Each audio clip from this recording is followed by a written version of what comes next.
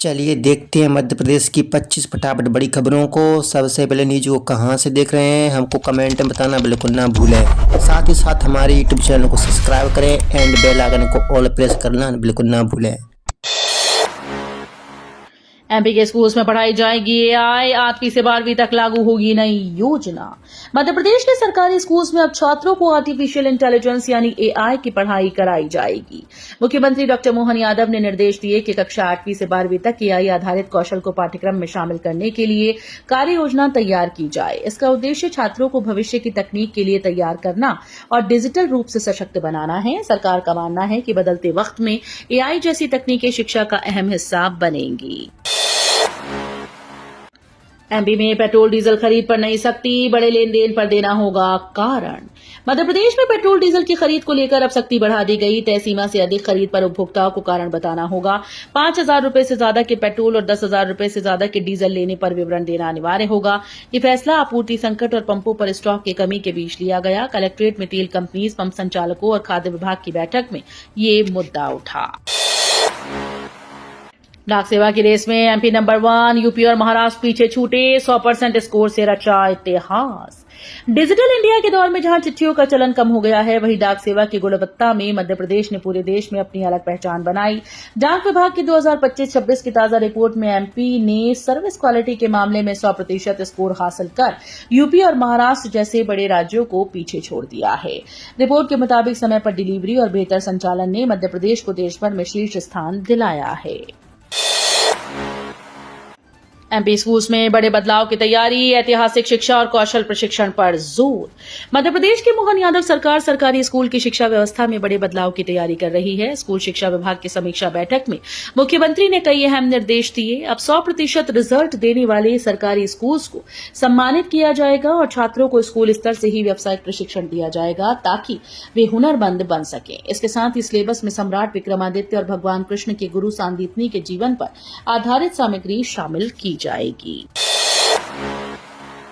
उज्जैन के मंदिरों में बदलेगी व्यवस्था, कर्मचारियों को मिलेगी विनम्रता की ट्रेनिंग। उज्जैन में श्रद्धालुओं की बढ़ती भीड़ और संघर्ष 2028 की तैयारियों को देखते हुए प्रशासन ने मंदिर व्यवस्थाओं को सुधारने के लिए बड़ा कदम उठाया। कलेक्टर रोशन कुमार सिंह ने मंदिर प्रशासकों की बैठक में निर्देश दिए कि श्रद्धालुओं को सिर्फ दर्शन ही नहीं, अच्छा व्यवहार और बेहतर सुविधा भी मिले। इसके लिए मंदिर कर्मचारियों को विनम्रता की विशेष ट्रेनिंग दी जाएगी। साथ ही हर बड़े मंदिर में कंट्रोल रूम बनाया जाएगा जिससे भीड़ पर लगातार नजर रखी जा सके। आईआईटी खड़गपुर के एक्सपर्ट्स देंगे एमपी के शिक्षकों को ट्रेनिंग, स्कूल्स में पढ़ेंगे संस्कार। मध्य प्रदेश के सरकारी स्कूल्स में अब बच्चों को केवल किताबी ज्ञान नहीं बल्कि नैतिकता, पारिवारिक मूल्य और बेहतर इंसान बनने की शिक्षा भी दी जाएगी। नई शिक्षा नीति के तहत राज्य सरकार वैल्यू बेस्ड एजुकेशन को बढ़ावा देने की दिशा में बड़ा कदम उठा रही है। इस पहल के लिए आईआईटी खड़गपुर के विशेषज्ञ प्रदेश के 2000 शिक्षकों को मास्टर ट्रेनर के रूप में तैयार करेंगे। ये शिक्षक आगे स्कूल्स में बच्चों को संस्कार, नैतिकता और मानवीय मूल्यों की शिक्षा देंगे। यूरिया वितरण में नई व्यवस्था, 3 दिन में मिलेगी खाद, लाइन और मनमानी कीमत से राहत। मध्य प्रदेश में खाद की किल्लत के बीच सरकार ने यूरिया वितरण के लिए नई ऑनलाइन व्यवस्था लागू की। ई गवर्नेंस प्रणाली के तहत अब किसानों को पोर्टल पर रजिस्ट्रेशन कर ई टोकन लेना होगा, जिसके बाद वे निर्धारित केंद्र से खाद प्राप्त कर पाएंगे। सागर में इस पायलट प्रोजेक्ट के तहत 1 अप्रैल से वितरण शुरू हो चुका है। नई व्यवस्था में किसान को 3 दिन के भीतर खाद उठाना अनिवार्य होगा, अन्यथा पुनः रजिस्ट्रेशन करना पड़ेगा। जीतू पटवारी का बीजेपी पर वार, बोले सरकार की उल्टी गिनती में अपने ही मंत्री दे रहे साथ। मध्य प्रदेश की राजनीति में बयानबाजी तेज हो गई। कांग्रेस प्रदेश अध्यक्ष जीतू पटवारी ने बीजेपी सरकार पर बड़ा हमला बोला। उन्होंने कहा कि राज्य के कुछ मंत्री और वरिष्ठ नेता ही अपनी सरकार की मुश्किलें बढ़ा रहे हैं। पटवारी के अनुसार मुख्यमंत्री जहां मंत्रियों का रिपोर्ट कार्ड तैयार कर रहे हैं, वहीं बीजेपी के ही नेता सरकार का रिपोर्ट कार्ड सार्वजनिक कर रहे हैं। उन्होंने ये भी आरोप लगाया कि मोदी गारंटी अभी तक पूरी नहीं हुई और मोहन यादव सरकार की उल्टी गिनती शुरू हो चुकी है। इंदौर में ब्रिक्स युवा उद्यमिता बैठक, युवाओं को मिलेगा वैश्विक अवसरों का मंच। इंदौर में ब्रिक्स युवा उद्यमिता कार्य समूह बैठक 2026 के तहत 2 दिवसीय आयोजन किया गया, जिसमें युवाओं को नवाचार और उद्यमिता के क्षेत्र में वैश्विक अवसर देने पर मंथन हुआ। कार्यक्रम का आयोजन युवा कार्यक्रम और खेल मंत्रालय के तहत किया गया। बैठक में ब्रिक्स सदस्य देशों के प्रतिनिधि और युवा उद्यमी शामिल हुए। इंदौर के मैरियट होटल में आयोजित इस कार्यक्रम का विषय सुदृढ़ता, नवाचार, सहयोग और स्थिरता के लिए निर्माण रहा। रतलाम में सड़क सुरक्षा की बड़ी पहल, लेबर नया गांव हाईवे के 100 किलोमीटर हिस्से में सुधार अभियान शुरू। रतलाम में लेबर नया गांव 4 लेन पर लगातार हो रही सड़क दुर्घटनाओं और सैकड़ों मौतों के बाद प्रशासन ने बड़ा कदम उठाया।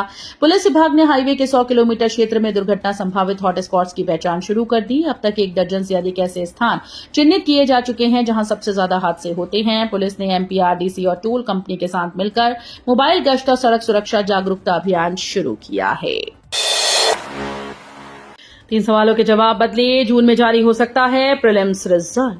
मध्य प्रदेश लोक सेवा आयोग ने राज्य सेवा और वन सेवा प्रारंभिक परीक्षा 2026 की अंतिम उत्तर कुंजी जारी कर दी। आयोग ने चारों प्रश्न पत्र सेट में 3 सवालों के उत्तरों में संशोधन किया। इसके साथ ही उम्मीदवारों के लिए फाइनल आंसर की आधिकारिक वेबसाइट पर उपलब्ध करा दी गई। उम्मीद जताई जा रही है कि प्रारंभिक परीक्षा का परिणाम जून के दूसरे सप्ताह में जारी किया जा सकता है। अधिकारियों के अनुसार परिणाम के लगभग 3 महीने बाद मुख्य परीक्षा आयोजित की जाएगी। एमपी में नई ट्रांसफर पॉलिसी को मंजूरी, 1 से 15 जून तक होंगे तबादले। मध्य प्रदेश सरकार ने वर्ष 2026 की नई स्थानांतरण नीति को मंजूरी दी। इसके तहत 1 जून से 15 जून 2026 तक प्रदेश में अधिकारियों और कर्मचारियों के तबादले किए जाएंगे। इस अवधि में विभागीय स्तर पर पूरी ट्रांसफर प्रक्रिया संपन्न होगी। नई नीति के तहत 3 गंभीर बीमारियों से ग्रसित कर्मचारियों को विशेष राहत देने का प्रावधान भी रखा गया। सामान्य प्रशासन विभाग के द्वारा तैयार ड्राफ्ट को मुख्यमंत्री सचिवालय और मंत्रियों की सहमति के बाद अंतिम रूप दिया गया। कायस्थ समाज की नई पहल, तीसरे बच्चे के जन्म पर 21,000 रुपए देने का ऐलान। ग्वालियर में कायस्थ समाज ने घटती आबादी को लेकर अनोखी पहल की। राष्ट्रीय कायस्थ एकता मंच की बैठक में फैसला लिया गया कि तीसरी संतान पैदा करने वाले दंपतियों को 21,000 रुपए की प्रोत्साहन राशि दी जाएगी। प्रदेश अध्यक्ष नूतन श्रीवास्तव ने कहा कि बदलते समय में परिवारों में बच्चों की संख्या कम हो रही है, जिससे सामाजिक रिश्तों पर असर पड़ रहा है। उन्होंने इसे गंभीर विषय बताते हुए सभी समाजों से इस पर विचार करने की अपील की। दतिया में उपचुनाव से पहले सियासी भूचाल, कांग्रेस के 500 से ज्यादा कार्यकर्ता बीजेपी में शामिल। मध्य प्रदेश की दतिया विधानसभा सीट पर संभावित उपचुनाव से पहले सियासी हलचल तेज हो गई। कांग्रेस को बड़ा झटका तब लगा जब पार्टी के एक युवा नेता समेत 500 से ज्यादा कार्यकर्ताओं ने बीजेपी की सदस्यता ग्रहण कर ली। दतिया में हुए इस बड़े दलबदल के दौरान पूर्व मंत्री नरोत्तम मिश्रा के समक्ष कार्यकर्ताओं ने भाजपा का दामन थामा। इस घटनाक्रम से जिले की राजनीति गर्मा गई और उपचुनाव से पहले सियासी समीकरण पूरी तरह से बदलते नजर आ रहे हैं। एमपी में लू का रेड अलर्ट, 6 जिलों में इमरजेंसी चेतावनी, 46 डिग्री सेंटीग्रेड तक पहुंचा पारा। मध्य प्रदेश में भीषण गर्मी का कहर जारी है। नौतपा से पहले ही तापमान 44 से 46 डिग्री सेल्सियस तक पहुंच गया है। प्रशासन ने सतना, रीवा, मेरठ, टीकमगढ़, निवाड़ी, छतरपुर जिलों में लू का इमरजेंसी अलर्ट जारी किया। लोगों को धूप से बचने और अनावश्यक बाहर न निकलने की सलाह दी जा रही है। खजुराहो और नौगांव सबसे गर्म रहे। वहीं वन विहार में जानवरों के लिए कूलर और पानी की विशेष व्यवस्था की गई। शेरपुरा ब्रिज मामले में हाईकोर्ट सख्त, केंद्र और राज्य सरकार को नोटिस जारी। मध्य प्रदेश हाईकोर्ट ने शेरपुरा के क्षतिग्रस्त ब्रिज मामले में केंद्र और राज्य सरकार को नोटिस जारी कर 4 सप्ताह में जवाब मांगा। जबलपुर भोपाल नेशनल हाईवे 45 पर बना करीब 400 करोड़ का पुल 3 साल में ही क्षतिग्रस्त हो गया। पुल बंद होने से ट्रैफिक शेरपुरा नगर के अंदर से डायवर्ट किया गया, जिससे रोज जाम लग रहा है। याचिका में अधूरे मार्ग के बावजूद टोल वसूली पर भी सवाल उठाए गए। राशन वितरण में 23 लाख का घोटाला, हितग्राहियों के अंगूठे लगाकर किया फर्जीवाड़ा, एफआईआर दर्ज। सार्वजनिक वितरण प्रणाली में बड़ा घोटाला सामने आया है, जहां गरीबों के हक के अनाज में भारी अनियमितता पाई गई। जांच में खुलासा हुआ कि उचित मूल्य दुकान के विक्रेता और समिति प्रबंधक ने कई हितग्राहियों से ई पॉश मशीन में अंगूठा लगवाकर रिकॉर्ड में राशन वितरण दिखा दिया, लेकिन वास्तविक रूप में अनाज नहीं दिया। इस फर्जीवाड़े से करीब 23 लाख रुपए के खाद्यान्न का गबन सामने आया। भीषण गर्मी का जंगलों पर कहर, 1200 से ज्यादा फायर अलर्ट, 705 जगह आग से नुकसान। सूरज के तीखे तपन का असर अब सिर्फ इंसानों और जानवरों तक सीमित नहीं, बल्कि जंगलों में भी इसका गंभीर प्रभाव देखने को मिल रहा है। बढ़ते तापमान के कारण वन क्षेत्रों में आग की घटनाएं तेजी से बढ़ी। वन विभाग के अनुसार पिछले 1 सप्ताह में सैटेलाइट के जरिए 1200 से ज्यादा फायर अलर्ट दर्ज किए गए, जिनमें से 705 स्थानों पर आग लगने की पुष्टि हुई। छिंदवाड़ा वन वृत्त में लगभग 337 हेक्टेयर क्षेत्र प्रभावित हुआ। जबलपुर में मियाजाकी आम के दीवाने बने जर्मन शेफर्ड बगीचे की भी कर रहे रखवाली। संस्कार धानी जबलपुर में एक अनोखा नजारा देखने को मिल रहा है, जहां आम के बगीचे की रखवाली करने वाले जर्मन शेफर्ड अब मियाजाकी आम के शौकीन बन गए। बगीचे के मालिक के अनुसार ये कुत्ते पेड़ों से गिरे आमों को बड़े चाव से खाते हैं और पूरे दिन बाग में घूमकर फलों की तलाश करते रहते हैं। आमतौर पर मांसाहारी माने जाने वाले ये कुत्ते अब फलों के स्वाद के आदी हो गए हैं। इससे जहां बगीचे की सुरक्षा मजबूत हुई, वहीं उन्हें भी स्वादिष्ट आम खाने को मिल रहे हैं। भीषण गर्मी का बेजुबानों पर कहर, हीट स्ट्रोक से बचाव की पशुपालकों को सलाह। मध्य प्रदेश में भीषण गर्मी का असर इंसानों के साथ साथ बेजुबान पशुओं पर भी पड़ रहा है। बुंदेलखंड के पन्ना में तापमान 44 से 45 डिग्री सेल्सियस तक पहुंच गया, जिससे हीट स्ट्रोक का खतरा बढ़ गया। प्रशासन ने छतरपुर, पन्ना, टीकमगढ़ जिलों में अलर्ट जारी किया और दोपहर के समय बाहर निकलने से बचने की सलाह दी गई। पशुपालन व डेयरी विभाग ने भी एडवाइजरी जारी कर पशुओं को धूप से बचाने, पानी की पर्याप्त व्यवस्था रखने और छाया में रखने की अपील की। पूर्व जज गिरिबाला सिंह मामले में विभाग सख्त, पद से हटाने पर विचार शुरू। टीशा शर्मा की मौत के मामले में सामने आए आरोपों के बाद पूर्व जज और जिला उपभोक्ता आयोग भोपाल 2 की अध्यक्षता गिरिबाला सिंह की भूमिका पर जांच तेज हो गई। पुलिस इस मामले की अलग से जांच कर रही है। वहीं खाद्य नागरिक आपूर्ति और उपभोक्ता संरक्षण विभाग ने एफआईआर और जांच रिपोर्ट तलब की। विभाग ये भी जांच कर रहा है कि क्या दहेज प्रताड़ना और दहेज हत्या जैसे गंभीर आरोपों के चलते उन्हें पद पर बनाए रखा जा सकता है। मामले में आगे विभागीय कार्रवाई पर फैसला लिया जाएगा। भोपाल में अवैध कॉलोनीज पर प्रशासन सख्त, 1 महीने में लंबित मामलों के निपटारे के निर्देश।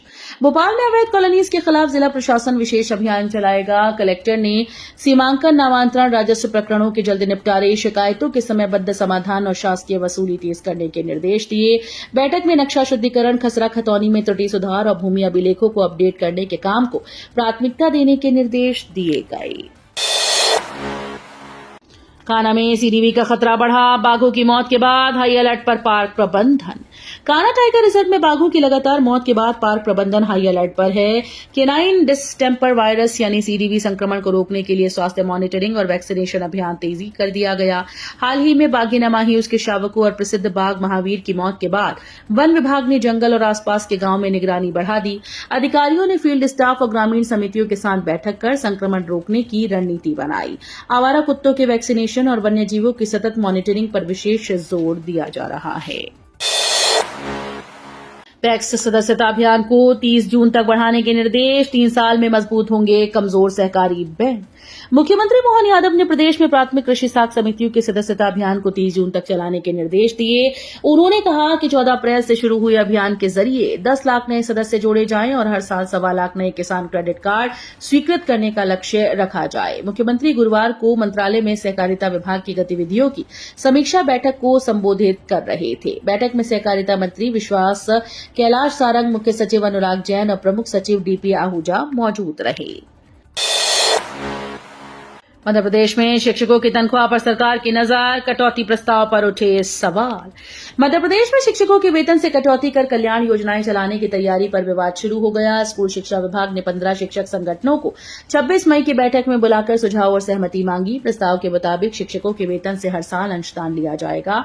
कर्मचारी संगठनों ने इसका विरोध करते हुए कहा कि शिक्षकों को समय पर वेतन, पेंशन और स्वास्थ्य सुविधाएं तक नहीं मिल रही। ऐसे में वेतन कटौती उचित नहीं है। वीडियो अच्छी लगी तो वीडियो करिए लाइक एंड चैनल को सब्सक्राइब कर बेल आइकन को और पर जरूर कर लीजिएगा।